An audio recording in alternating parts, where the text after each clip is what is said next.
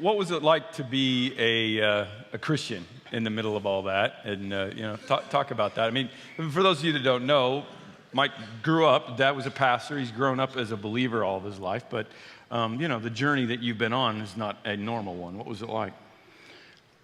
Well, Pastor, I think in our locker room, everybody knew that I was a believer. Everybody knew that I was a Christian. But it was, I get the question, man, that must have been really tough, in that locker room. And really, it isn't. And I really don't think it's difficult for any athlete, to be honest, in the locker room, when you're walking it. But for the people that come in the locker room and are saying one thing over here with one group, and they're saying something else with another group, it's very difficult.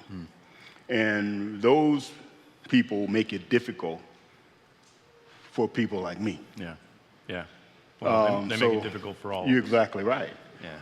So that's really the hang up. If you're going to be a believer in sports, you got to walk it. You got to walk it. As long as you walk it, they may not come around you very often. They may not say much very often, but it'll come later on. There have been so many guys that that were on that team that just come back and say, Mike, now I know what you feel. Yeah. Now I know where you're at. I got saved, man. I got saved. I got turned on to the Lord. Now I know what you're talking about. So those are the stories, and those are the guys that sat next to me and were like, yeah.